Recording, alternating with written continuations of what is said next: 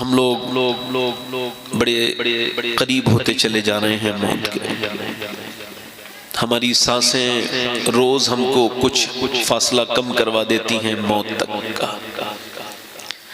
یعنی روز کی جو سانسیں ہیں، یہ جو سانس ہے نا، مولا علی فرماتے ہیں سانسیں نہیں ہیں، یہ موت کی طرف بڑھتے ہوئے قدم ہیں. اور جب موت قریب آنے لگتی ہے تو سانس اکھڑنے لگتی ہے.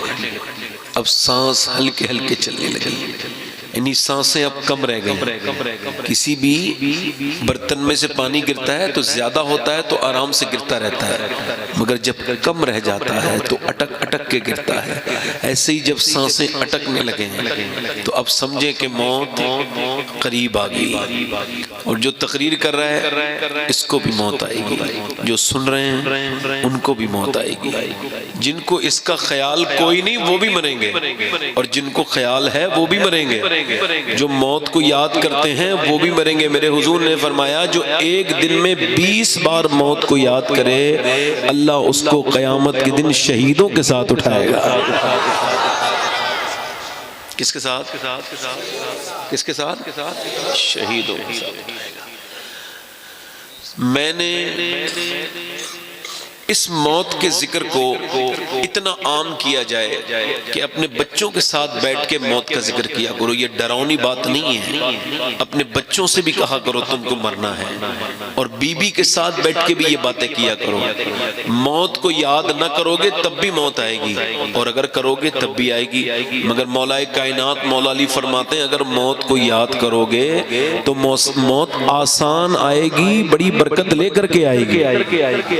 اور اگر یاد نہیں کرو گے تو پھر تو بڑی سخت ہے موت. اللہ سلامت رکھے آپ کو.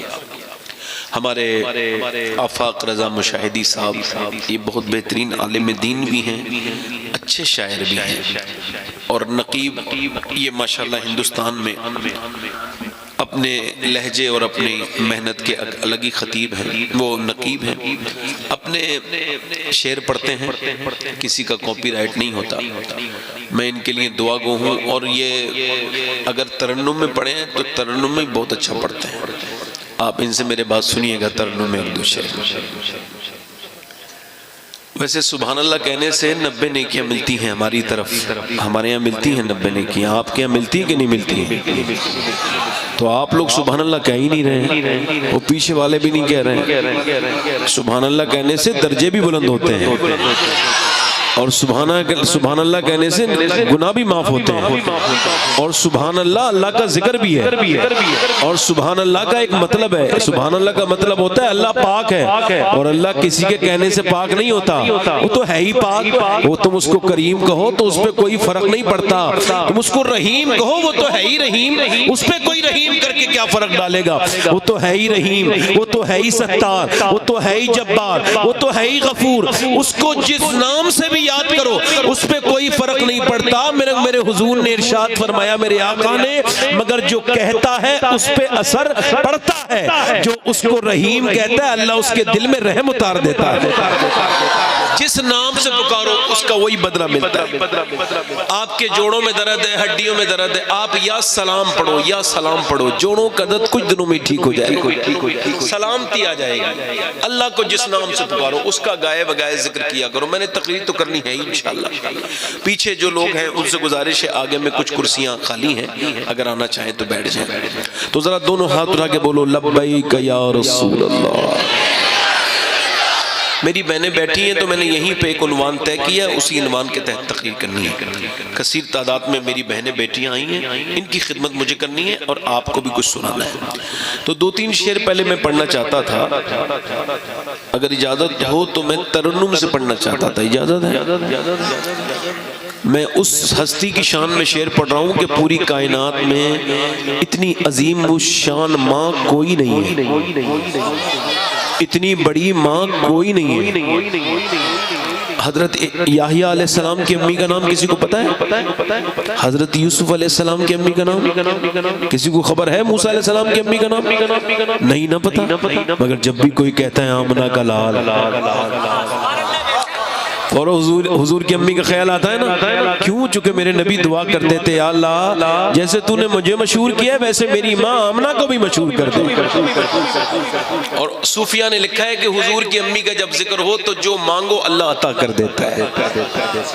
حضور کی امی کی شان میں 2-3 شعر پڑھتا ہوں، بس 2-3-4 شعر، اس کے بعد تقریر شروع کروں گا۔ آپ ذرا ایک مرتبہ پیشگی کہہ دیں یا رسول اللہ۔ ملکہ دو جہان ہے میرے نبی کی ماں، ملکہ دو جہان ہے میرے نبی کی ماں، ملکہ دو جہان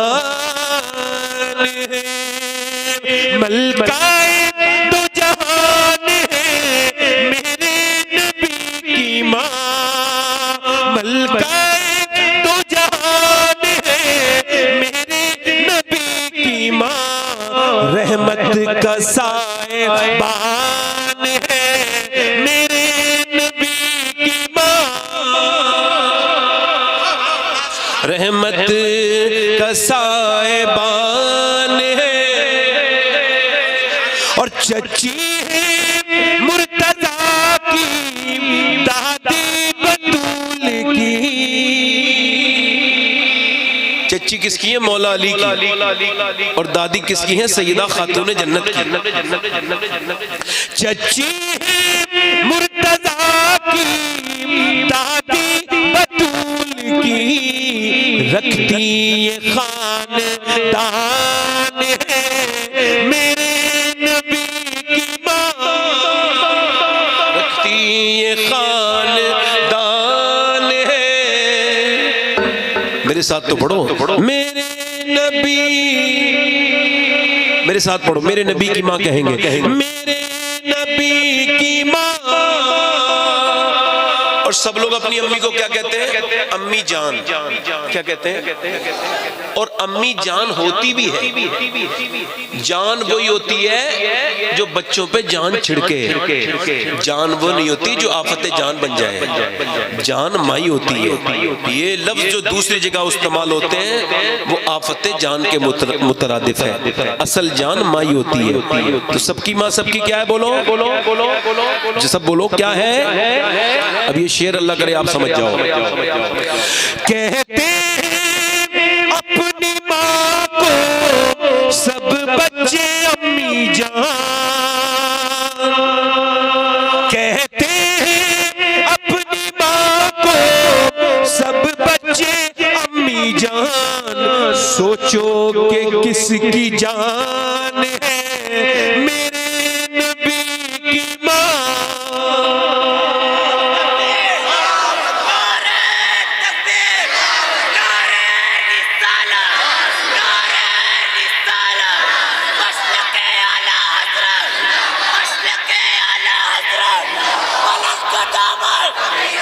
بس آخری شعر پڑھتا ہوں،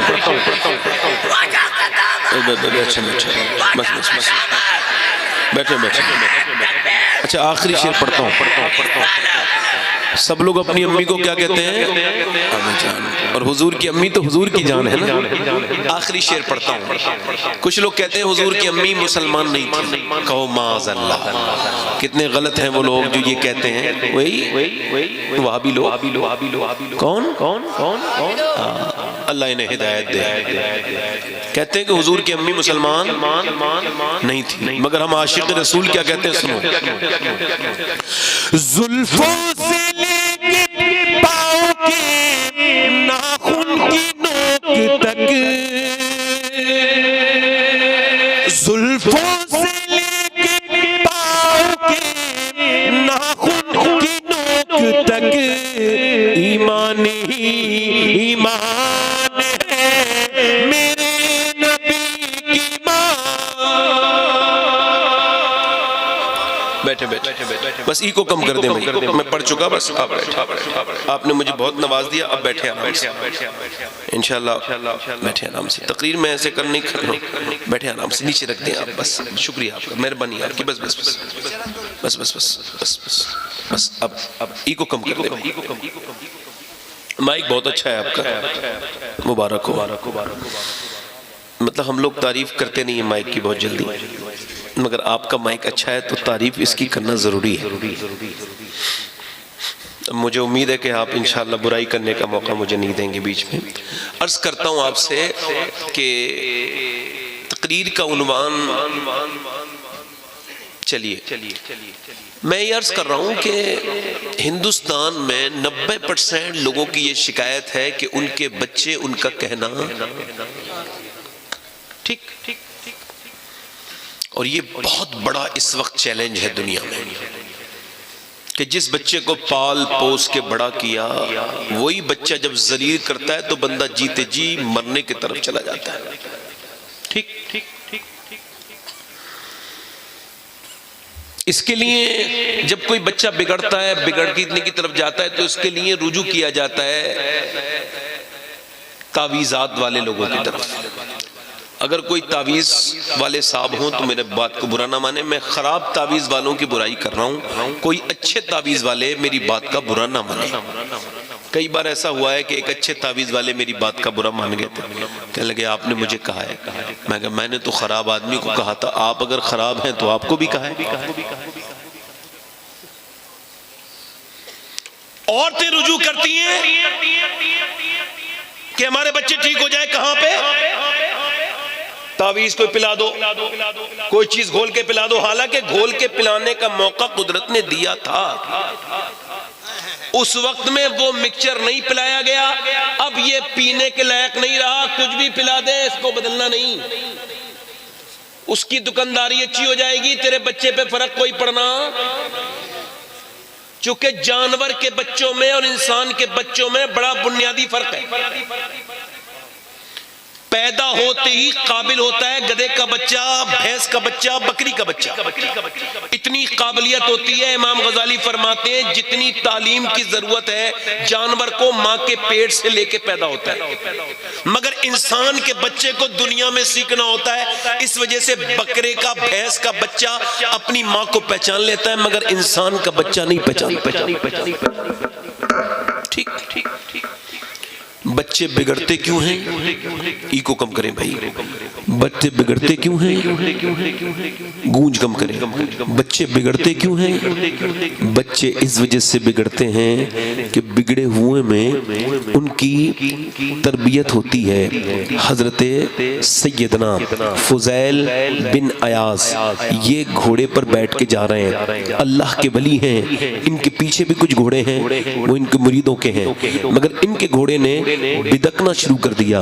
بدکنا سمجھتے ہیں آپ؟ آؤٹ آف کنٹرول ہو جانا، گھوڑے کا بات نہ ماننا، اس کو کہتے ہیں۔ انہوں نے جب دیکھا گھوڑا بہت زیادہ بدکا تو وہ گھوڑے سے نیچے اترے اور ایک طرف باندھا اور پھر مصلی پہ انہوں نے نماز پڑھنا شروع کر دی اور اللہ کے سامنے وہ رونے لگے، مصلی بھگونے لگے۔ مریدوں نے دیکھا کہ بعد میں انہوں نے گھوڑے کو ٹھیک کیا، بیٹھے گھوڑے پہ چل دیے۔ پوچھا حضور گھوڑا پریشان کر رہا تھا تو گھاس دکھا دیتے، اس کو پانی دکھایا جاتا ہے، یہ آپ نے نماز کیوں پڑھی؟ تو آپ کی آنکھوں میں آنسو آئے اور فرمانے لگے مجھے میرے نبی کی حدیث یاد آ گئی تھی، حضور نے فرمایا جب بندہ اپنے پروردگار کا کہنا نہیں مانتا تو اس کے نیچے والے لوگ اس کا کہنا نہیں مانتے۔ میں سمجھ گیا کہ میرا اللہ مجھ سے ناراض ہوا ہے، تو گھوڑا بھی میری بات نہیں مان رہا ہے، تو میں نے سوچا کہ گھوڑے کو کیا منانا ہے تو اپنے رب کو منا لیتا ہوں۔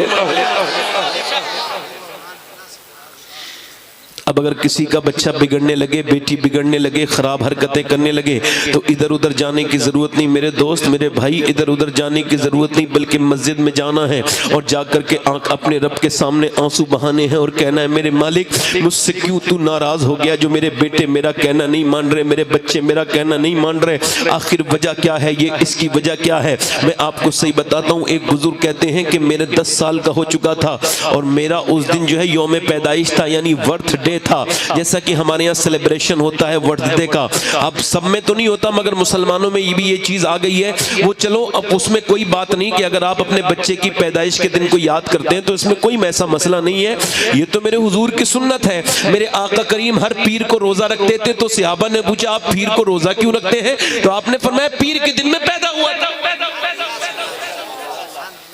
تو یوم پیدائش کو یعنی پیدائش والے دن آپ اگر چاہیں تو روزہ رکھیں، نماز پڑھیں، شکر ادا کریں، اللہ نے اتنی زندگی دے دی، اس کا فضل ہے، اس کا کرم ہے، مگر یہ کیا کہ آپ کیک جیسی کھانے والی چیز کو منہ پہ مارتے ہیں، یہ بدتمیزیاں ہوتی ہیں، غبارے پھوڑے جاتے ہیں، گھروں میں بدتمیزیاں، یہ ہمارا کام ہے۔ آپ کو پتہ ہے اسراف کتنی بری چیز ہے، اتنی بری چیز ہے، ایک ایک پیسے کا یہ حساب نہیں ہوگا کمایا کیسے، بلکہ یہ بھی حساب ہوگا کہ اس کو خرچ کیسی جگہ کیا، اس کو غلط جگہ خرچ تو نہیں کیا، ایک روپے کا حساب ہونا ہے۔ اب ذرا غور کرو، وہ بزرگ کہتے ہیں کہ میری امی مجھ سے بولی نماز پڑھنے چلا جا، میں نہیں گیا، میں کھیل میں لگا تھا، بچہ تھا، میری ماں نے پھر کہا نماز پڑھنے چلا جا، پھر میں کھیل رہا تھا، پھر میری ماں نے مجھ سے کہا نماز پڑھنے چلا جا، کہتے ہیں میں پھر کھیل رہا تھا، میری ماں غصے ہو گئی، وہ چلا رہی تھی، روٹی بنا رہی تھی، اس نے روٹیوں سے اوپر کو ہٹی، اور جب وہ ہٹی روٹیاں ادھر ادھر گر گئی غصے میں، اور اس نے زور سے چیمٹا میرے سر میں مارا، کہتے ہیں چیمٹا لگنا تھا میرے سر میں اتر گیا اور پورا خون میری ناک کے اوپر کے آنے لگا، اور میں کانپ کے بولا اماں اب نہ مارنا، اماں اب نہ مارنا، جا رہا ہوں نماز کو۔ کہتے ہیں میں نماز کو چلا گیا، اس کے بعد سے لے کے میری کبھی نماز قضا نہیں ہوئی، مگر میری ماں انتقال کرنے والی تھی تو میں نے پوچھا اے میری ماں آج تو مرنے والی ہے مگر ایک دن تو نے میرا سر پھاڑ دیا تھا، اے میری ماں کیوں؟ میں تو تیرا بیٹا تھا، تو نے میرے سر میں زور سے چیمٹا مارا تھا، دیکھ آج تک نشان ہے۔ تو میری ماں نے کہا میرے لال مجھ پہ روٹیاں بنانا فرض نہیں تھا، تجھے نمازی بنانا فرض تھا۔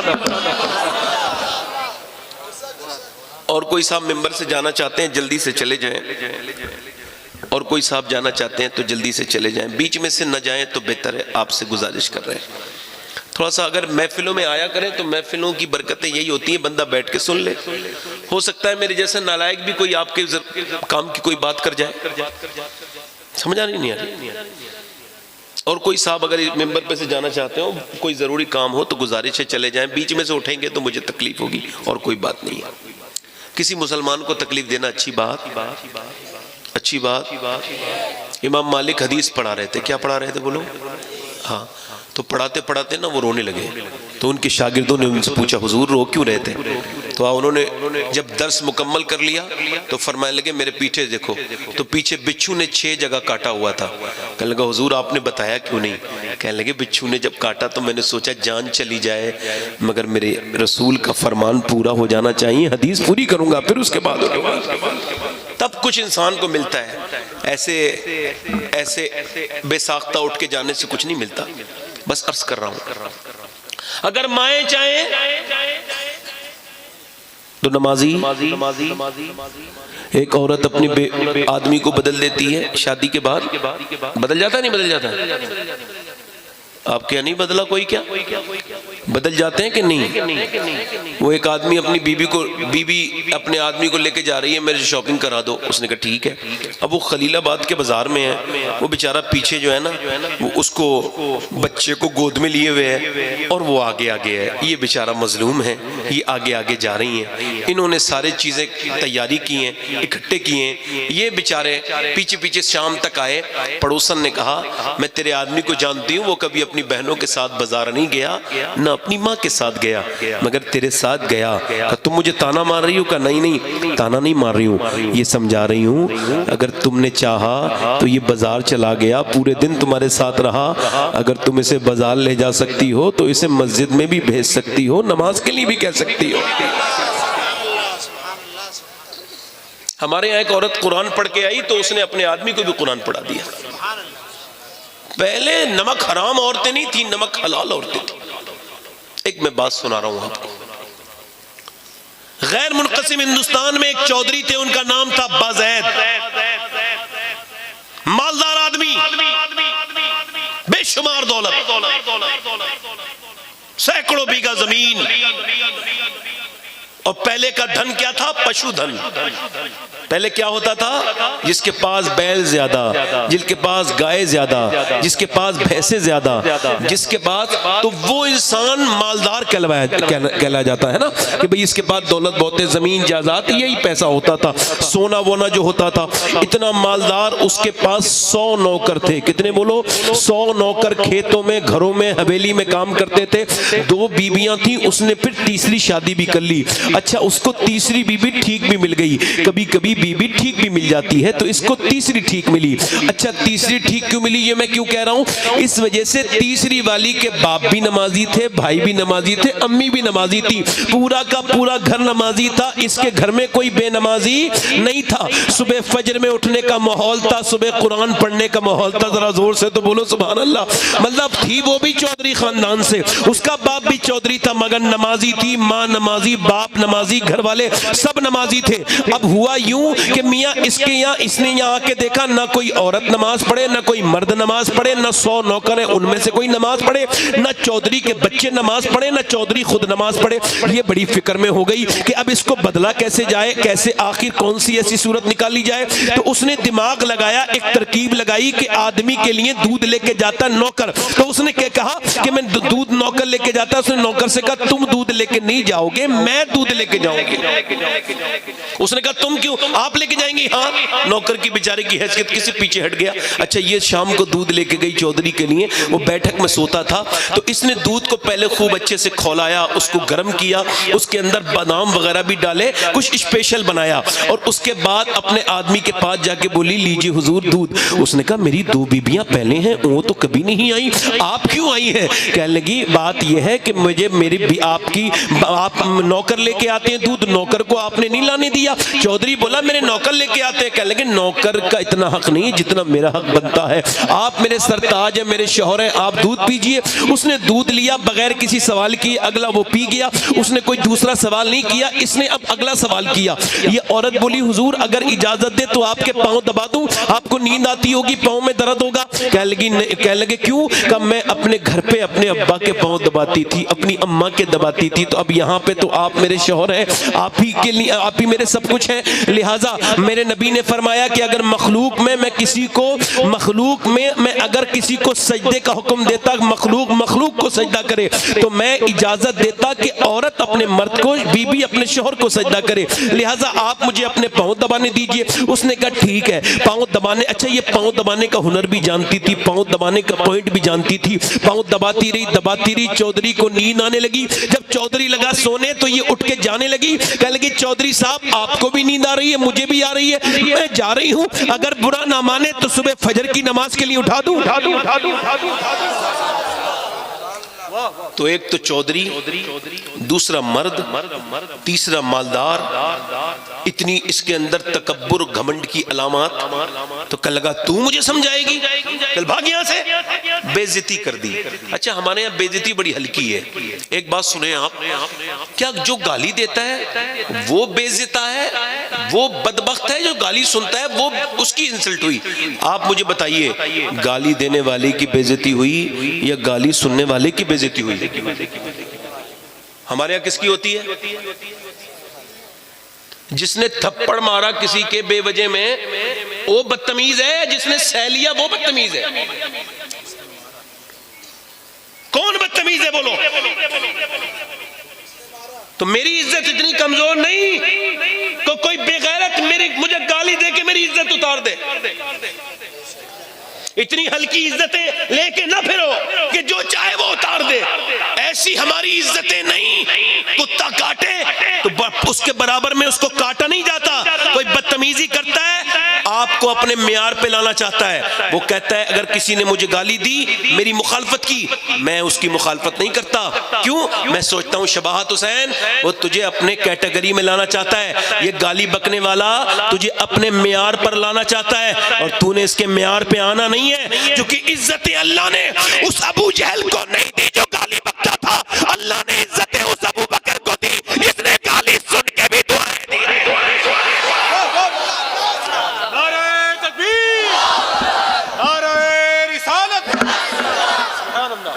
بدتمیزی کرنے والا بدتمیز ہے. آج سے یہ بات یاد رکھیے آپ. بے عزتی اس کی ہوگی جو گالی بکے گا. اس نے کہا بھاگ یہاں سے. وہ اللہ کی نیک بندی ایک لفظ نہیں کہا, چلی گئی. پھر دوسرے دن بھی آئی. اللہ والے راستہ نہیں بدلتے جب تک اپنے رب کو راضی نہ کر لیں. بولی لیجئے دودھ, کہا پھر آ گئی. پھر دودھ نماز کے لیے کہے گی, کہا حضور میرا حق تو مت چھینیے, خدمت کرنے کا حق ہے, دودھ تو لے لیجئے. اس نے کہا چلو ٹھیک ہے نماز کے لیے, کہا دیکھتی ہوں آپ فی الحال دودھ تو پیجئے. دودھ پی لیا. اس کے بعد پاؤں دباتی رہی. وہ کہتا رہا دیکھو نماز کے لیے نہ کہنا, یہ کہہ کے ہلکے ہلکے نیند آنے لگی اور وہ خراٹے لینے لگا. یہ اٹھی, اٹھنے کے بعد بولی چودھری صاحب میں جا رہی ہوں, آپ کو نیند آ رہی ہے, دیکھو غصہ نہ کرنا. بڑی محبت سے بولی جلال نہ فرمانا, اگر آپ کہیں تو نماز کے لیے اٹھا دوں. جیسے ہی اس نے اتنا کہا ہے نا, ویسے ہی اس نے زور سے لات ماری. بیچاری اوپر کھڑی تھی, پائے میں منہ لگا. پہلے موٹے موٹے چارپائیوں میں پائے ہوتے تھے, پائے میں منہ لگا, منہ پھٹ گیا. منہ کے اندر سے خون کے لوتھڑے نیچے کو گرنے لگے اور دانت اس کے ہل گئے بیچاری کے. نیچے کو گری مگر ایک لفظ بھی نہیں کہا, یہ بھی نہیں کہا ظالم میں تجھے نماز کے لیے تو کہہ رہی تھی, تو مجھے مارتا کیوں ہے. ایک ذرا سی بھی بدتمیزی نہ کی. نہ جانے کتنی نیک ماں کی بیٹی تھی وہ, نہ جانے اس کا باپ کتنا نیک ہوگا جس نے ایسی بیٹی کی. میں شاعرانہ انداز میں بڑی لوریاں لکھی گئی عربی میں. وہ لوریاں دیتی تھی, کہتی تھی ساری عورتیں لوریاں دیتی تھی مگر ایک مدینے میں عورت ایسی تھی جس نے کبھی اپنے بچوں کو لوری نہیں دی. وہ جب بھی اپنے بچوں کو سلاتی تھی تو وہ قرآن کی تلاوت کر کے سناتی تھی, اور جب اس نے اس کے بچے بڑے ہوئے تو کربلا میں جا کے سر کٹا کے بھی قرآن پڑھ کے بتایا کہ اگر ماں بچپن میں لوری سنا دے فاطمہ تو بیٹا حسین نیزے پہ چڑھ کے قرآن پڑھ کے.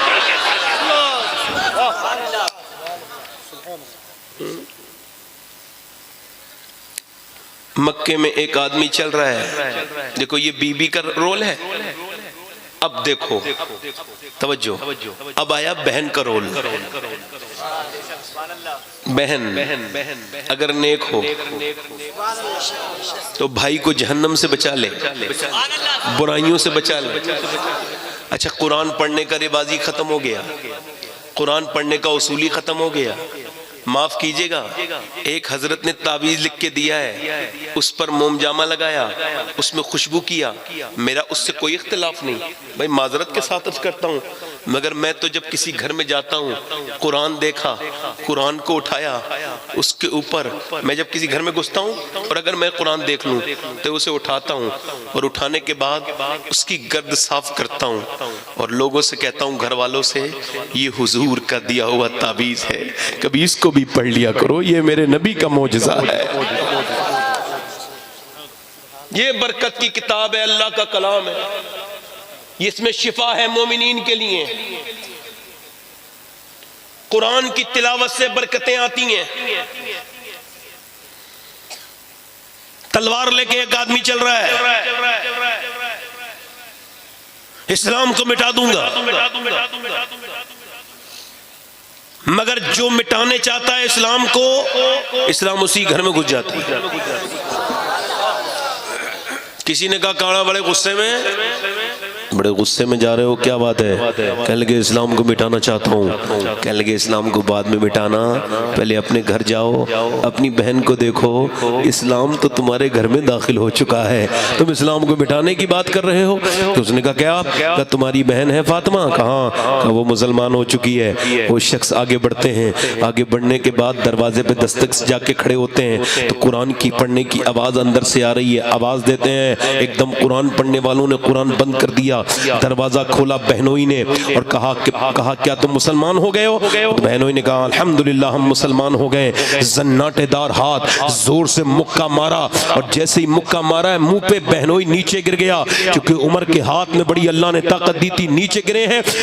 گرتے ہی ایک دم پھر بہنوئی کو مارا, ایک گھوسا, دو گھوسا, تین گھوسا, چار گھوسا, ایک مکہ, چار مکہ, ایک دم بالکل لٹال دیا. بہنوئی بالکل مرنے کے قریب چلے گئے. جب اتنا مارا بہنوئی کو تو بہن آ کے بولی کیا تو میرا سگا بھائی نہیں ہے؟ کیا مجھے تو بیوہ کرے گا؟ میرے آدمی کو جان سے مارنا چاہتا ہے. تو بہنوئی کو چھوڑ کے پھر ایک زور سے منہ پہ ہاتھ بہن کے مارا, بہن کا منہ پھٹ گیا, نیچے کو گر گئی. پھر مارا, پھر مارا, پھر مارا, اتنی زور زور سے تھپڑ مارے, بہن جب اٹھنے کے لائق نہیں رہی, خون کی کہہ کرنے لگی, خون کی الٹیاں کرنے لگی. تو پھر بولے بتا اسلام چھوڑے گی؟ بہن نیچے گری ہوئی پڑی تھی، شیرنی کی طرح اٹھتی ہے اور کہتی ہے اے عمر تو جس خطاب کا بیٹا ہے میں اس خطاب کی بیٹی ہوں، تو نے جس ماں کا دودھ پیا ہے میں نے بھی اسی ماں کا دودھ پیا ہے، میں اپنی جان تو دے سکتی ہوں مگر اپنا ایمان نہیں دے سکتی۔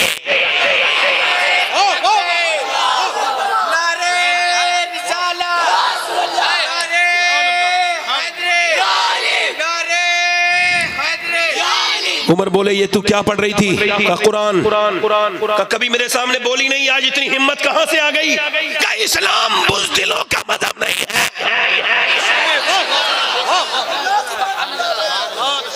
قرآن کی ہمت ہے، اللہ کے کلام کی برکت ہے۔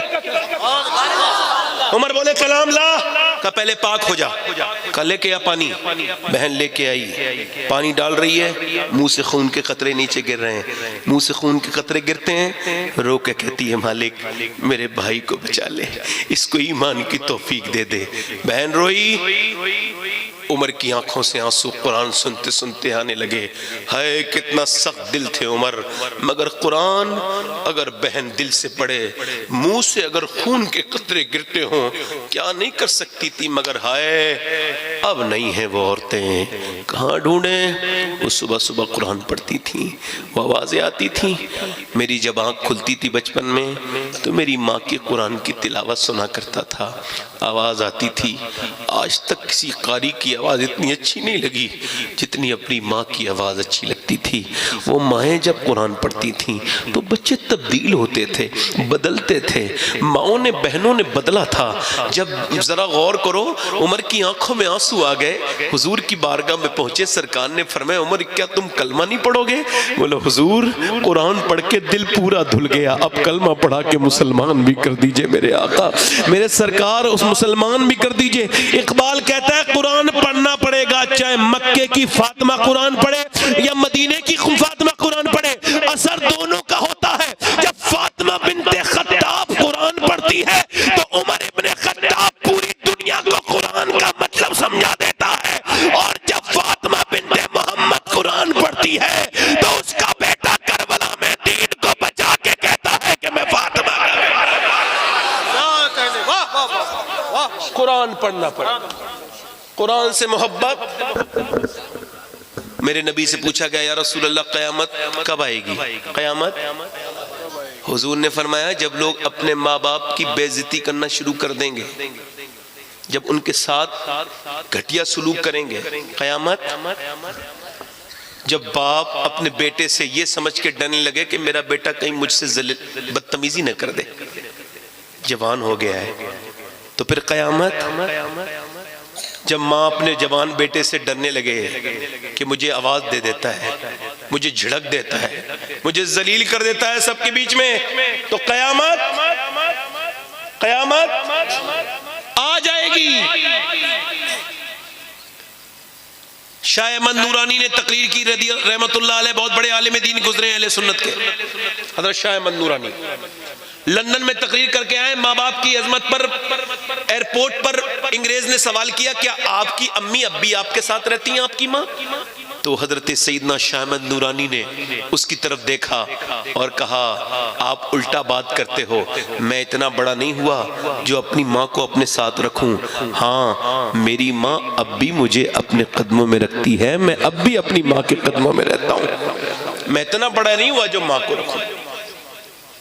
الٹی بات کرتے ہیں، ماں کو حج کرا دی، آپ حج کرائیں گے؟ ماں دعائیں کرتی ہے تو حج قبول ہوتے ہیں۔ مالک بن دینار کہتے ہیں میں حج کرنے گیا تھا، میں دعا کر رہا تھا، مینا میں بال میری منڈے ہوئے تھے اور میرا حج مکمل ہو چکا تھا۔ ہر حاجی یہ خواہش کرتا ہے اس کا حج قبول ہو جائے تو سبحان اللہ سارے گناہ معاف ہو جائیں۔ کہتے میں دعا کر رہا تھا اللہ میرا حج قبول کر لے، کہتے مجھے اچانک نیند آئی، مصلی پر میں سو گیا تو مجھے ہاتف غیب سے آواز آئی اللہ کی جانب سے کہ سب کے اللہ نے حج قبول کیے مگر محمد بن ہارون بلخی کا حج قبول نہیں کیا۔ کہتے ہیں محمد بن ہارون بلخی کو ڈھونڈنا کوئی پرابلم کی بات نہیں تھی، چونکہ بالکل میرے پڑوس میں بلخیوں کے خیمے تھے. میں بلخیوں کے کیمپوں میں گیا اور میں نے جا کے پوچھا کیا محمد بن ہارون بلخی کو جانتے ہیں آپ لوگ؟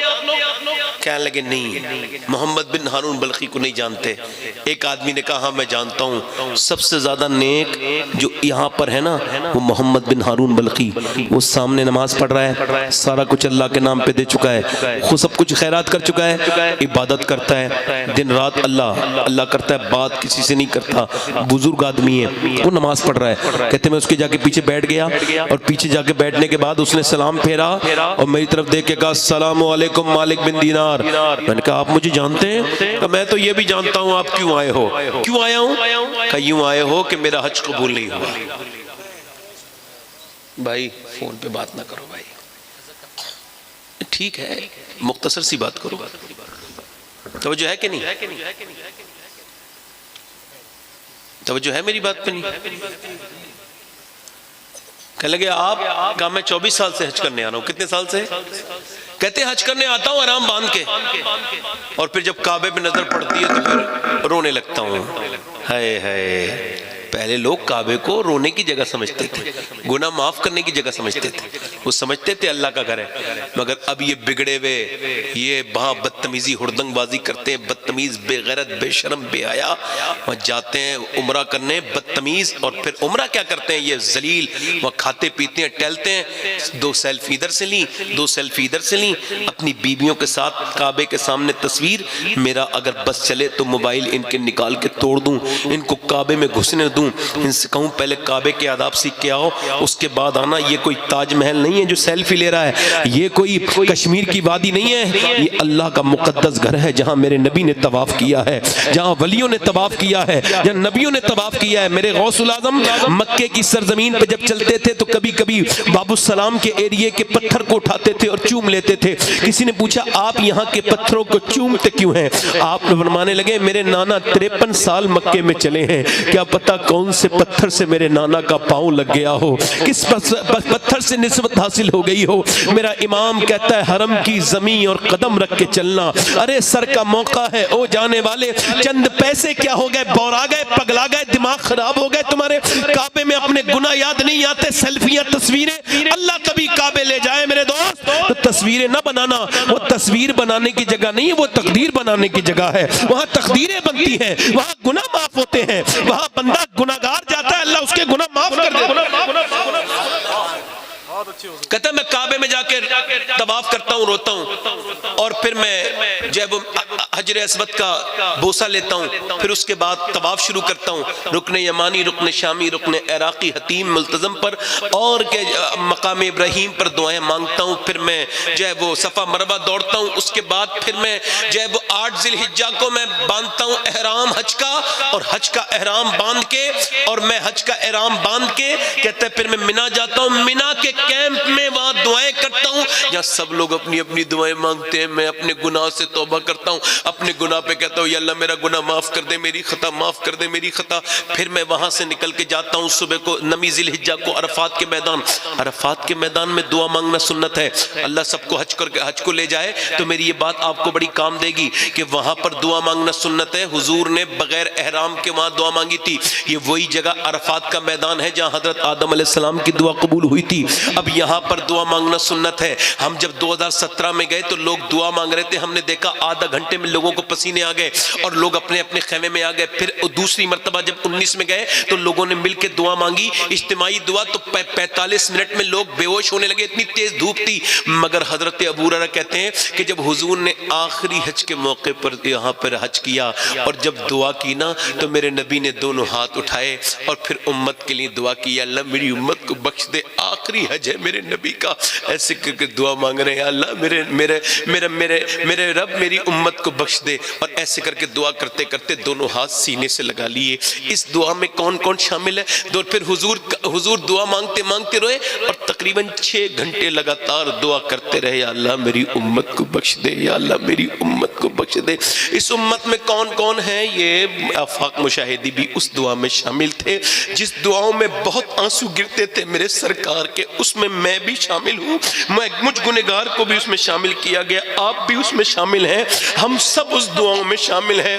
وہ دعائیں جو ہمیشہ آپ کے لیے ہوتی رہی، میرا امام کہتا ہے آنکھیں رو رو کے سجانے والے، جانے والے نہیں آنے والے، آنکھیں کچھ کہتی ہیں تجھ سے پیغام، او تیرے یار کے جانے والے، حسن تیرا سا نہ دیکھا نہ سنا۔ کہتے ہیں اگلے کہتا ہے میں عرفات کے میدان میں خوب دعا مانگتا ہوں اور پھر وہاں سے عصر پڑھ کے مغرب عشاء ملا کے پڑھتا ہوں مزدلفہ سے میں کنکری بینتا ہوں، منا چلا جاتا ہوں، منا کے بعد رمی کرنے جاتا ہوں، جمرات پر کنکری مارنے، اور وہاں سے پھر میں جاتا ہوں حرم اور وہاں پہ طواف کرتا ہوں کعبے کا، اور اس کے بعد صفا مروہ، پھر آتا ہوں منا میں پھر جانور قربان کرتا ہوں، اپنے بال کٹواتا ہوں، دعا کر رہا ہوتا ہوں یا اللہ میرا حج قبول کر لے۔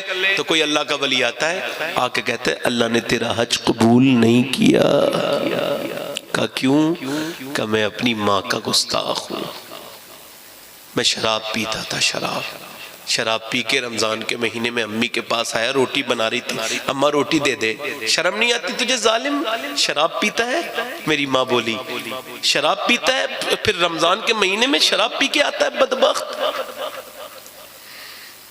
کہتے ہیں مجھے غصہ آ گیا، میں نے تھپڑ مارا ماں کے، تو شراب کے نشے میں تھپڑ مار کے میں بھی گر گیا، مگر میری ماں گری اس اندر تندور میں جس میں آگ لگی تھی، اور وہ تڑپ تڑپ کے جلنے لگی، جھلسنے لگی، چیخنے لگی، مگر میں شرابی گر گیا، مجھ سے اٹھایا نہ گیا، ہاتھ ڈال کے اماں کو نکالا نہ گیا۔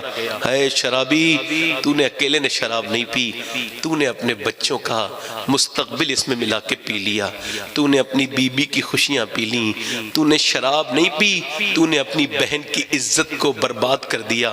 تیری بہن کو تانے ملتے ہیں کہ تیرا بھائی شرابی ہے، تیری بیٹی کو تانے ملیں گے کہ تیرا باپ شرابی تھا۔ بول تو نے شراب اکیلے نے پی اور ظلم کتنا کیا، اپنے آپ بھی جہنمی بنا، اپنی بیوی کو برباد کیا، اپنے بچوں کو برباد کیا، اپنی بہن کی عزت خراب کی، اپنے ماں باپ کی عزت بیچ دی۔ اور شرابی تو نے کتنا ظلم کیا۔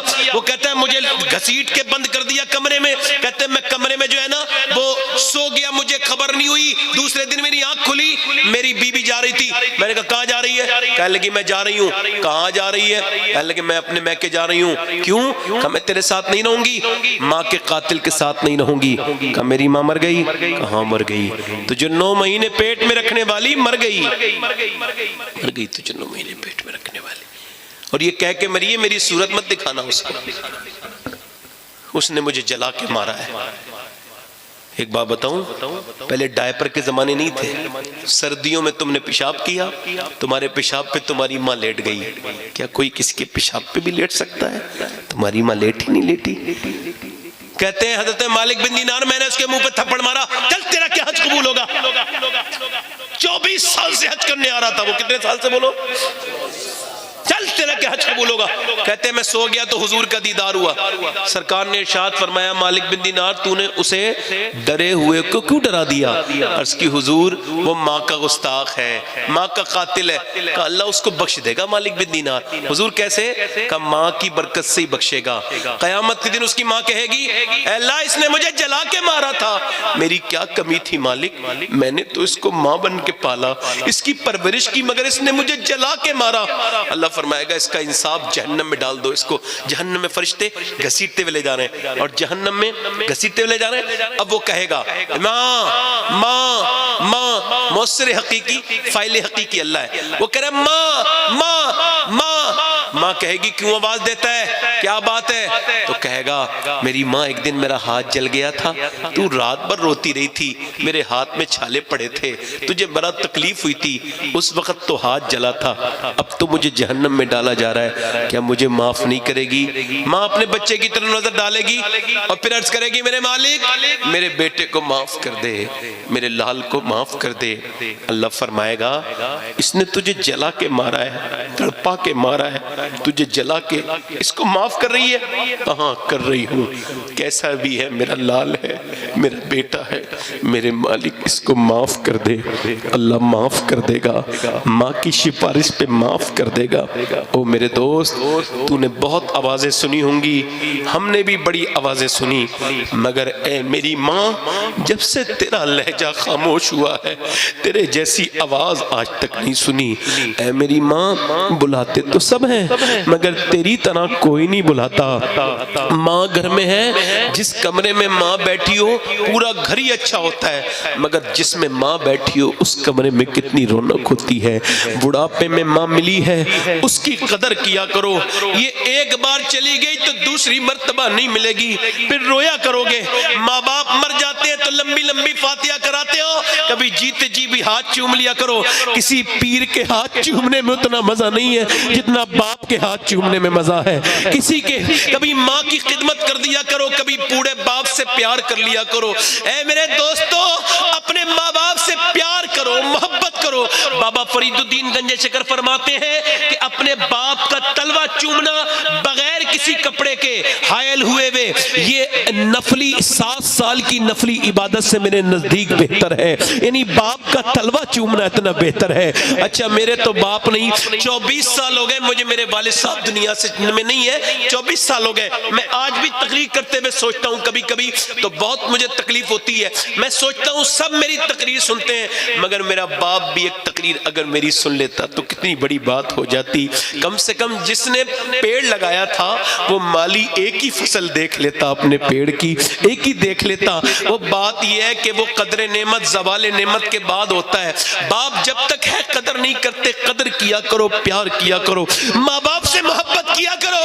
کبھی دعا کروانی ہوا کرے، تمہاری مرضی ہے کہ میں کسی پیر صاحب کی دعا کا مخالف نہیں، مگر ایک بات بتا رہا ہوں، مجھے پتا نہیں کون سے پیر کی کتنی دعا قبول ہوگی اور تم کتنے پیسے بھی دو گے، اس کے تو مرید بہت ہوتے ہیں، کیا پتا دعا کرے نہ کرے اور کیا پتا قبول ہو نہ ہو، مگر میں گارنٹی دیتا ہوں کبھی کوئی پریشانی آ جائے تو ماں باپ سے دعائیں کروایا کرو۔ اپنی ماں کے پاس بیٹھ کے کہا کرو ماں دعا کر دے، ہاتھ اٹھا دے۔ میرا ایمان یہ کہتا ہے، میرے نبی فرماتے ہیں کہ ماں باپ کی دعائیں ایسے قبول ہوتی ہیں جیسے نبی کی دعا اپنے امتی کے حق میں قبول ہوتی ہے۔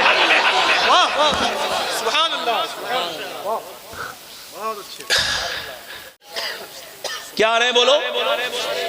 جب قرآن پڑھتا ہے کوئی تہجد کے وقت تو فرشتے آتے ہیں، حضور فرماتے ہیں یہاں تک کہ زمین سے لے کے آسمان تک فرشتے ہوتے ہیں، اور اس کے منہ پہ منہ رکھ کے قرآن سنتے ہیں جو قرآن پڑھ رہا ہوتا ہے۔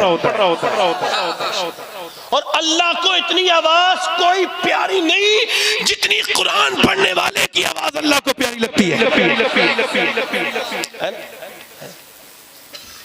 دلی کی سرزمین ہے، ایک عورت رات کا وقت ہے، سجدے میں ہے، نماز پڑھ رہی ہے۔ ساری تقریر میں نے اپنی بہنوں کے لیے کی ہے، اس وجہ سے بھی کی ہے کہ جب عورتوں کے لیے کہوں گا تو انشاءاللہ مردوں کی بھی غیرت کچھ، یہ اس وجہ سے کہہ رہا ہوں کہ مردوں کو بھی کچھ سمجھانا چاہیے۔ سمجھائیں اپنی بیگمات کو کہ آپ ہمارے بچوں کو برباد نہ کرو، جیسے کہ وہ ابھی کچھ دنوں پہلے ایک ویڈیو وائرل ہوا کہ وہ بچہ ہے 6-7 سال کا، کرناٹک میں پاگل ہو گیا۔ کیا ہو گیا بولو؟ پاگل ہو گیا۔ اچھا وہ کوئی ہنسنے کی بات نہیں، ہنسنا نہیں، بات سنا رہا ہوں۔ اس سے ڈاکٹر نے کہا تیرا باپ کہاں ہے؟ کہنے لگا موبائل کے اندر ہے۔ اب دیکھیں آپ، اس کا باپ موبائل کے اندر ہے، تیری ماں موبائل کے اندر ہے۔ اچھا ماں رو رہی ہے، ہائے میرا بیٹا پاگل ہو گیا، یہ کیا ہوا؟ ارے یہ کیا ہوا؟ بچہ تیرا پیدا ہوا بالکل تھا، بالکل کورا کاغذ، وہ ماما کرتا تھا، روتا تھا تیرے پاس آنے کو، تو نے اس کو رونے کے وقت قرآن نہیں سنایا، نہ پیار کیا، جیسی رویا لے موبائل، جیسی رویا لے موبائل، جیسی رویا موبائل۔ تو نے موبائل کے حوالے کر دیا، وہ موبائل کے حوالے ہو گیا۔ اگر تو اللہ کے حوالے کرتی تو یہ اللہ کے حوالے بھی ہو جاتی، اللہ کے حوالے بھی، اللہ کے حوالے بھی۔ قرآن پڑھا جا رہا ہے، نماز پڑھ رہی ہے ایک عورت دلی میں، بدایوں سے ہجرت کر کے دلی گئی ہے، وہاں قرآن پڑھ رہی ہے، وہ نماز پڑھ رہی ہے۔ نماز پڑھتے پڑھتے بیٹا آ گیا، کہنے لگا اماں تم رو رہی ہو، 8 سال کا بچہ ہے، اماں رو رہی ہو، کیوں رو رہی ہو ماں؟ آج کل بات کرتے ہیں نا، آج کل ولی کیسے بن رہے ہیں، برا نہ ماننا، نعروں سے، کیسے جتنے جس کے نعرے اچھے اتنا ہی بڑا ولی ہے، برا نہ ماننا میری بات۔ پہلے ولی بنتے تھے ماں باپ کی اچھی تربیت سے، ٹھیک ہے؟ کیسے ولی بنتے تھے سنو، اور آج کل کے ولی بھی دیکھ لو. لوگوں کو لوگ منہ پہ ولی کہتے ہیں اور وہ ولی کچھ برا بھی نہیں مانتا، وہ کہتا ہاں میں تو ہوں. یہ بڑی بیماری ہے. کسی نے حضور مفتی اعظم ہند کی ولایت میں کسی کو کوئی شک نہیں ہے. مفتی اعظم ایسے ولی ہیں ان کی ولایت میں کسی کو شک، مگر کسی نے لکھ دیا شہزادہ اعلیٰ حضرت، تو آپ ناراض ہو گئے اور فرمایا میں اس لائق نہیں کہ مجھے اعلیٰ حضرت کا بیٹا کہا جائے. یہ اتنی بڑی بات ہے. آج تو بڑے بڑے موٹے نفس ہیں بھائی، اللہ معاف کرے، بڑا تکبر ہے، غرور ہے. اگر کوئی ہاتھ نہ چومے تو حضرت ناراض ہو جاتے ہیں، یار اس نے میرا ہاتھ کو نہیں چوما. لے استغفر اللہ. یہ خود میاں مٹھو بن گئے، تعریف کرنے والا اپنے ساتھ لے کے آئے ہیں. یہ حضرت ہیں. اچھا یہ بتا رہے ہیں کہ یہ حضرت ہیں، بتائیں ان کی حیثیت یہ کہ یہ آدمی بتا رہا ہے. توبہ توبہ، برا نہ ماننا میری بات کا. کیا ہوتا ہے اس باتوں سے؟ کچھ بھی نہیں ہوتا ان باتوں سے. اللہ راضی سادگی سے ہوتا ہے، انکساری سے ہوتا ہے. ماؤں کی خدمت سے لوگ ولی بنتے ہیں. زور سے بولو سبحان اللہ. مائیں بناتی ہیں، باپ بناتا ہے. ہمارا رات کا وقت ہے، ماں رو رہی ہے، بیٹا 8 سال کا ہے. کہا ماں کیوں روتی ہے؟ کہا بیٹے ابھی ہاتھ میں میرے چھپکلی گر گئی تھی. کہا پھر سوچا چھپکلی گر گئی، سوچا اے اللہ میں کل تو قبر میں جاؤں گی. جب قبر میں لاش رکھی جاتی ہے رکھتے ہی کیڑے آنے شروع ہو جاتے ہیں ناک میں، منہ میں. سوچ رہی ہوں آج تو میں نے ہٹا دی چھپکلی، کل کو جب کیڑے آئیں گے بیٹے ڈر لگتا ہے. بس اللہ سے کہہ رہی ہوں اللہ مجھے قبر کے اندھیرے سے بچانا میرے مالک، بچانا میرے رب، بچانا میرے رب، بچانا میرے رب. ماں جب یہ بولی تو بیٹا رونے لگا. ماں نے کہا کیا ہوا؟ کہا آپ تو بڑی ہیں، میں تو بہت چھوٹا ہوں، میں مر گیا تو کیا ہوگا؟ ماں میں قبر میں گیا تو کیا ہوگا؟ ماں نے کہا بیٹے سجدہ کر. ماں نے سجدہ کرا دیا. جب سجدے میں بیٹا گیا نا تو ماں بولی مالک میں بیوہ ہوں، یہ میرا یتیم بچہ ہے، اس کو قبول کر لے. ماں روز روتی تھی، بیٹا بھی روز رونے لگا. بیٹا جوان ہو گیا اسی حالت میں، نماز پڑھتے پڑھتے ماں روز راتوں میں دعائیں کرتی تھی. دن میں بیٹا جب وہ تعلیم حاصل کرتا تھا. اچھا ہوا یہ کہ ایک دن ہوا یہ کہ میاں ماں کا انتقال ہوا، بیٹا جوان ہو گیا، دلی پہ بیٹے کا رنگ چڑھ گیا. اب میاں دیکھ لو 700-800 سال تقریباً ہو گئے، دلی میں بادشاہوں کی عورتوں کے نام نشان نہیں. مغلوں کی شہزادیاں ختم، رانیاں مہارانیاں ختم، ان کی قبریں بھی نہیں ملیں گی. مگر جو رات کو روتی تھی اللہ کے سامنے، اس کا مزار 3 بیگھہ زمین میں بنا ہوا ہے بیچ دلی کے اندر، ایمس کے قریب. اس عورت کا نام سیدہ زلیخا المعروف مائی صاحبہ ہے. اس کے مزار پہ ہر بدھ کے دن میلہ لگتا ہے، اور قریب میں اس کے بیٹے کا مزار ہے. بادشاہوں کے تو نام مٹتے چلے گئے، وہ ان کی ہستیاں مٹی چلی گئی، مگر اس کے بیٹے کے مزار پہ آج بھی روز میلہ لگتا ہے. اس کے بیٹے کا نام نظام الدین محبوب الہی ہے.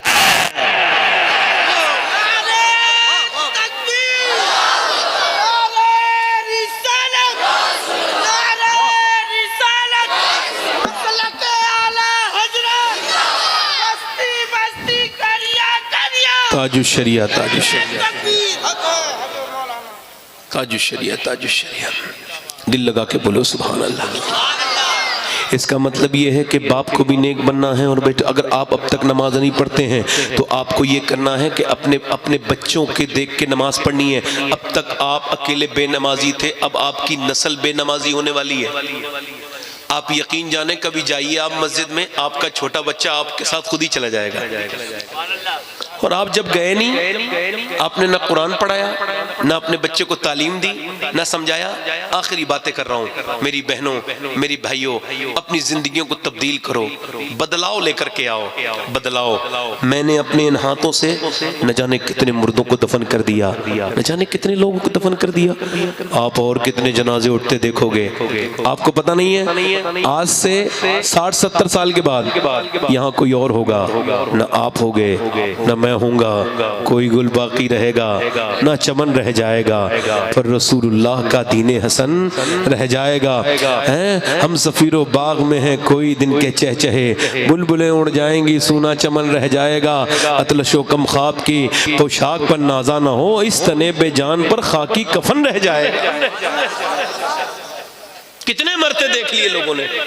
اعلیٰ حضرت کا شعر ہے 5 جاتے ہیں 4 پھرتے ہیں۔ یہ شعر قبر کے لیے ہے، جنازے کے لیے نہیں ہے، قبر کے لیے، کہ قبر میں 2 لوگ جاتے ہیں، ٹھیک ہے، اور 2 اندر ہوتے ہیں۔ 2 قبر میں مردے کو لیتے ہیں اور 2 جو نیچے ہوتے ہیں نا بالکل نیچے، ان کو دیتے ہیں۔ اب 2 نے دیا، 2 نے لیا اور 5واں گیا، اب کتنے ہو گئے؟ 5۔ اب جب باہر نکلے تو کتنے نکلے؟ 4۔ اعلیٰ فرماتے ہیں ہائے غافل وہ کیا جگہ ہے جہاں 5 جاتے ہیں 4 پھرتے ہیں، یعنی 5 گئے اور 4 پھرے۔ ہائے ہائے تو روز تو نہیں پھرتے رہیں گے 4 کو بھی موت آئے گی، 4 کو بھی موت آئے گی، وہ بھی 4 ہمیشہ باہر نہیں نکلتے رہیں گے۔ اے لوگوں کو قبروں میں رکھ کے باہر نکل جانے والوں، ایک دن تم کو بھی اندر رکھ دیا جائے گا۔ یہ جو تقریر کر رہا ہے یہ بھی مرے گا، یہ جو سن رہے ہیں ان کو بھی موت آئے گی، کوئی نہیں بچے گا، کسی کو موت نہیں چھوڑے گی، نہ امیر کو چھوڑے، نہ غریب کو چھوڑے، نہ عالم کو چھوڑے، نہ فاضل کو چھوڑے، نہ کسی علامہ کو چھوڑے، نہ کسی مولانا کو چھوڑے، نہ کسی غریب کو چھوڑے، نہ کسی امیر کو چھوڑے، نہ کسی عورت کو چھوڑے، نہ کسی مرد کو چھوڑے، کسی کو موت نہیں چھوڑے گی، سب کو موت آ کر کے رہے گی۔ اور موت اتنی خطرناک ہے، میرے نبی فرماتے ہیں، میرے آقا فرماتے ہیں، میرے آقا فرماتے ہیں کہ اگر اس کی روح نکلتے وقت اللہ تبارک و تعالیٰ کے حکم سے زبان کی طاقت نہ چھین لی جائے تو مردہ روح نکلتے وقت ایسے چیخے کہ اس کی چیخ سے جو ہے وہ جانور چرنا چھوڑ دیں، لوگ اپنے بچوں کو چھوڑ دیں، اس کی چیخ ایسی نکلے، ایسی روح نکلتے وقت اس کی چیخ نکلے، ایسی نکلے، ہاں ایسی نکلے۔ استغفر اللہ، اللہ اپنی امان میں رکھے۔ لوگ ڈرتے ہی نہیں، یہ قبرستان ہے، کوئی نہیں رکتا کسی کے پاس، کوئی فاتحہ پڑھنے نہیں جاتا اپنے باپ کی قبر پہ۔ تم کس دنیا کے چکر میں لگے ہو؟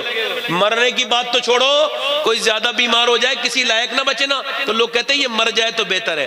ایک کفل نام کا لڑکا تھا، ہر رات نئی لڑکی بلاتا تھا، اس کی عادت تھی زنا کرنے کی۔ حضور علیہ السلام فرماتے ہیں ہر رات ایک نئی لڑکی اس کو چاہیے تھی، نئی لڑکی اس کو چاہیے ہر رات۔ یہ بدکاری کرنے والے سن لیں، وہ کہتا ہے ایک دن ایک اور لڑکی آئی اس کے پاس بیٹھ گئی، اس نے کہا، وہ رونے لگی، کہا پیسے نہیں ملے تجھے؟ میری رات خراب کر رہی ہے، میرا موڈ خراب کر رہی ہے۔ کہا پیسے سب کچھ نہیں ہوتے۔ کہا کیا مطلب؟ کہا میرے بہن بھائی بھوکے ہیں، باپ میرا مر گیا، میں اپنی اس وجہ سے عزت بیچنے آئی ہوں کہ میرے بہن بھائی بھوکے ہیں۔ رو کیوں رہی ہے پھر؟ کہا رو اس وجہ سے رہی ہوں کہ جب میں سجدہ کرتی ہوں تب بھی اللہ دیکھتا ہے، اب میں جب اپنا بدن بیچنے آئی ہوں تب بھی اللہ دیکھ رہا ہے، تو میں اللہ سے کہہ رہی ہوں اے میرے مالک، اے میرے کریم، اے بے پناہ طاقتوں والے، تو مجھ کو معاف کر دینا۔ میں اگر مجبور بہن نہ ہوتی، اپنے بہن بھائی کی موت کا ڈر نہ ہوتا تو کبھی جسم نہ بیچتی، مجھے معاف۔ پھر جب وہ اس کے قریب گیا نا تو وہ کانپ کے رونے لگی، ایسی نیک تھی، ایسی پھوٹ کے روئی، اللہ نے اس کا دل ہی بدل دیا اسی گنہگار کا۔ بولا لے میں تجھے اپنی بہن بناتا ہوں، یہ پیسے لے۔ چلی گئی، سارے پیسے اس کو دے دیے، اس سجدے میں گر کے بولا مالک ایک دن آئی تھی، ہاتھ تک نہیں لگایا اور میں نے کتنی عزتیں لوٹی ہیں، میرے مالک میں تو بڑا بدتمیز ہوں، بڑا بدکار ہوں، بڑا پاپی ہوں، اگر میرے جیسا گنہگار کوئی نہیں تو تیرے جیسا کریم بھی کوئی نہیں ہے، اگر میرے گناہوں کی کوئی حد نہیں ہے تو تیرے کرم کی بھی کوئی حد نہیں ہے، مالک مجھ کو معاف کر دے۔ ایسا رویا، ایسا رویا، ایسا رویا، مر گیا کوئی بندہ تیرے در پہ جو آنسو رول دیتا ہے، میرے مولا در توبہ تو اس پر کھول دیتا ہے۔ مر گیا، کوئی جنازہ اٹھانے نہیں آیا، کوئی نہیں آیا جنازہ اٹھانے اس کا۔ صبح کو بولے اس کا جنازہ اٹھائیں گے، بدکار مر گیا، عزتیں لوٹتا تھا، کوئی نہیں آیا تو اللہ نے فرشتوں کو بھیجا اور اس کے دروازے پہ بڑے بڑے لفظوں میں فرشتے لکھ کر کے گئے ان اللہ قد غفر للکفل، یہ جو کفل ہے نا اسے اللہ نے بخش دیا ہے، اس کو اللہ نے بخش دیا ہے۔ اے اللہ تو نے کیوں بخش دیا؟ کیوں بخش دیا؟ اس وجہ سے کہ اس نے اپنے رب کے سامنے آنسو بہائے تھے اور رویا تھا۔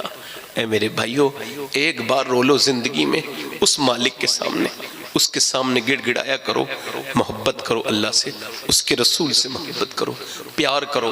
ہاتھ اٹھا کے بتاؤ حضور کے نام پہ کتنے لوگ اپنی جانیں قربان کر سکتے ہیں؟ نیچے ہاتھ کر۔ جان قربان کرنے کا مسئلہ نہیں لے کر رہا ہوں میرے بھائی، تو بڑی بات ہے، مگر جو جان قربان کر سکتا ہے وہ کچھ بھی کر سکتا ہے نا۔ تو کتنے لوگ ایسے ہیں جو آج سے نبی کے نام پہ جان بھی قربان کر سکتے ہیں اور پوری داڑھی بھی رکھا سکتے ہیں؟ وہ اس محفل میں کھڑے ہو جائیں، ذرا کھڑے ہو جائیں۔ جو پوری داڑھی رکھائیں وہ کھڑے ہو جائیں، کھڑے ہو جائیں ذرا ان کی طرف بھائی، گھما دینا داڑھی رکھانے والوں کی طرف۔ جس کی چھوٹی داڑھی ہو یا کٹی ہوئی ہو وہ کھڑا ہو جائے۔ حضور کے سنت ہے ہر نبی کے داڑھی، ہر ولی کے داڑھی۔ داڑھی مڈانا کٹانا حرام ہے، جہنم میں لے جانے والا کام ہے۔ واجب ہے داڑھی ہر مومن پر، ایک مٹھی، اس سے کم کھڑے رہو۔ جب میں بٹھا لوں تو بیٹھنا۔ ذرا ہاتھ اٹھاؤ کتنے لوگوں نے داڑھی رکھانے کا وعدہ کیا؟ ہاتھ اٹھا لو داڑھی رکھانے والے۔ کوئی اور ہے ادھر سے؟ نیچے ہاتھ کر لو، بیٹھنا نہیں ابھی، جب بٹھا لوں تو بیٹھ۔ کوئی اور ہے عاشق رسول جو پوری سنت رسول رکھانے کے لیے کھڑا ہو؟ کوئی اور عاشق رسول ہے اپنے نبی کے نام پر؟ ادھر سے کوئی آس پاس سے؟ میرے بھائی میں دیکھو توفیق نہیں دے سکتا، توفیق دینے والا اللہ ہے۔ میں تو کہہ سکتا ہوں، آپ سے تبلیغ کر سکتا ہوں۔ کوئی اور ہے عاشق رسول، سنت رسول کی نیت کرنے والا اس محفل رسول میں؟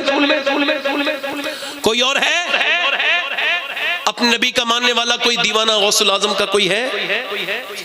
ماشاءاللہ کافی کھڑے ہو گئے۔ ہاتھ اوپر کر لو داڑھی رکھانے والے، اوپر ہاتھ کرو نوجوانوں، میرے ساتھ کہو انشاءاللہ وعدہ کرتے ہیں ان علماء اکرام کے سامنے آج سے داڑھی نہیں کٹے گی نہ مڑے گی، انشاءاللہ پوری رکھائیں گے، انشاءاللہ پوری رکھائیں گے۔ بیٹھ جائیں، زور سے بولو سبحان اللہ۔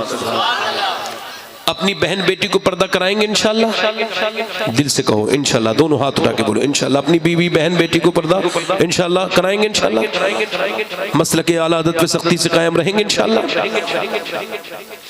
ایک بات اور آخری عرض کر رہا ہوں، پوزیٹیو وے میں بات کر رہا ہوں، دھیان سے سنیے گا۔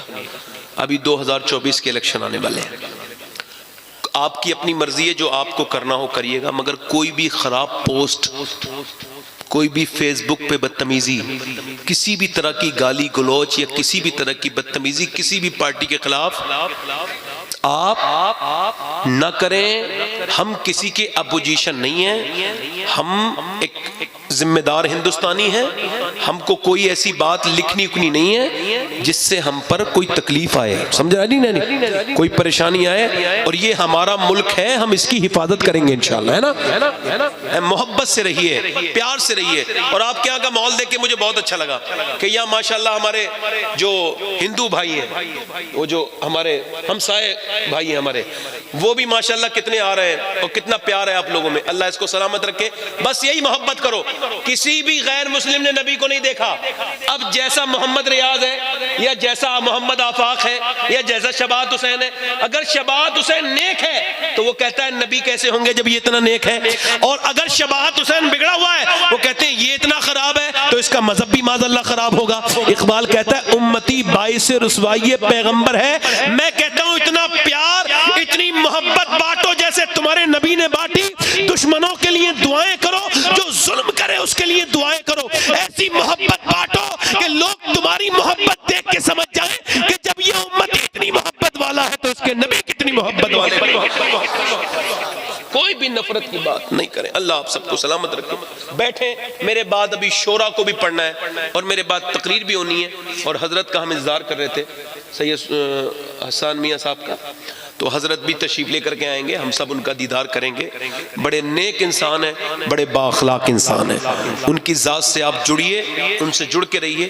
ایسے لوگ کبھی کبھی کہیں کہیں آتے ہیں۔ اللہ آپ سب کو سلامت رکھے، باکرامت رکھے۔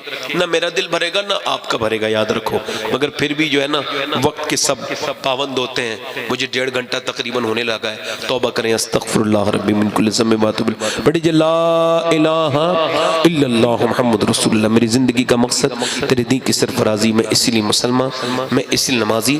اسلام زندہ باد، مسلک اعلیٰ حضرت پائندہ باد، والسابقون السابقون اولئک المقربون، صدق اللہ العظیم وما علینا الا البلاغ۔ السلام علیکم ورحمۃ اللہ تعالیٰ۔